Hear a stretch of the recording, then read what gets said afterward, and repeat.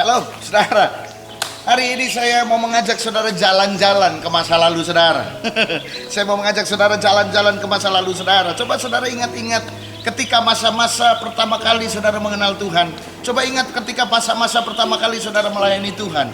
Coba ingat masa-masa pertama kali ketika saudara semangat luar biasa melayani Tuhan. Oke, coba saudara ingat. Saudara masih ingat bagaimana saudara tidak perlu mandi, saudara masih tetap melayani Tuhan. Bahkan beberapa hari saudara tinggal di gereja sama saya seperti saya dulu juga seperti itu. Betul? Nah sekarang bandingkan dengan kondisi hari ini saudara. Bandingkan dengan kondisi hari ini saudara. Apakah saudara masih melayani Tuhan dengan hati dan semangat yang sama seperti dulu? Ini dia. Ini penting, hari ini kita sedang general check up untuk hati kita. Benarkah hati kita masih memiliki kasih yang sama seperti dulu? Kalau hari ini saudara memiliki kasih yang lebih meningkat luar biasa, oh saudara luar biasa, saya acungin jempol. Tetapi masalahnya, kalau hari ini semangat saudara, kasih saudara tidak lagi sama seperti dulu. Sebab ini yang terjadi dalam jemaat di Laodikia, yaitu dalam kitab Wahyu pasal yang kedua. Saya ajak saudara baca kitab Wahyu pasal yang kedua, ayat yang kedua sampai dengan yang kelima. Saya bacakan buat saudara. Aku tahu segala pekerjaanmu, baik jerih payahmu maupun ketekunanmu. Aku tahu bahwa engkau tidak dapat sabar terhadap orang-orang jahat, bahwa engkau telah mencobai mereka yang menyebut dirinya rasul, tetapi sebenarnya tidak demikian, bahwa engkau telah mendapati mereka pendusta. Dan engkau tetap sabar dan menderita oleh karena namaku, dan engkau tidak mengenal lelah. Namun demikian aku mencela karena engkau telah meninggalkan apa? Kasihmu yang semula.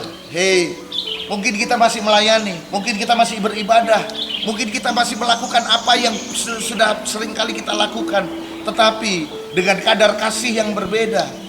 Dan Tuhan mengerti, dan Tuhan artinya mengerti, Tuhan mengetahui kondisi hati saudara. Dan Alkitab mencatat, aku mencela engkau. Dan Tuhan berkata, aku mengerti segala pekerjaanmu, aku tahu jerih payahmu, aku tahu jerih lelahmu, aku tahu semuanya.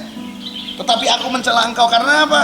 Semua jerih lelahmu, semua usahamu, semua yang kau lakukan tidak lagi dengan kasih yang membara. Semua karena rutinitas, semua karena kewajiban. Apalagi yang lebih menyedihkan, saudara melakukan pelayanan karena kebutuhan. Dan Alkitab mencatat, Tuhan berkata, aku mencela engkau. Dan Alkitab bukan mencela, Tuhan berkata karena begitu dalamnya engkau telah jatuh. Alkitab mencatat jatuh sangat dalam. Jadi kejatuhan menurut Tuhan dan menurut kita berbeda. Gereja menilai orang yang jatuh itu adalah ketika kedapatan berzina, ketika kedapatan korupsi, ketika kedapatan memakai uang gereja.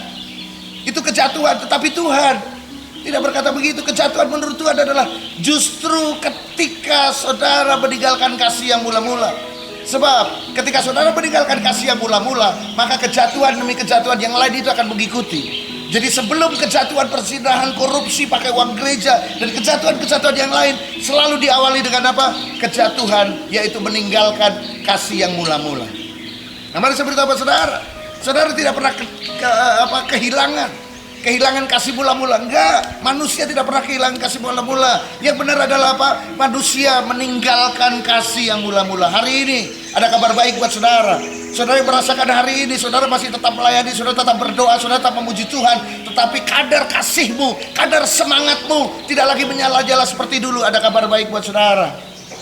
Kembali, ayat yang kelima, ini adalah obatnya buat setiap saudara. Saya bacakan. Sebab itu ingatlah betapa dalamnya engkau telah jatuh. Yang pertama obatnya adalah bertobatlah dan lakukanlah lagi apa yang semula engkau lakukan. Ini dia. Lakukan lagi, saudara. Lakukan lagi dengan semangat yang sama, dengan kasih yang sama. Ini dia. Sebab kalau saudara tidak melakukannya lagi, maka ada konsekuensi. Konsekuensinya ini di ayat kelima yang bagian terakhir. Jika tidak demikian, aku akan datang kepadamu dan aku akan mengambil kaki dianmu dari tempatnya jikalau engkau tidak bertobat.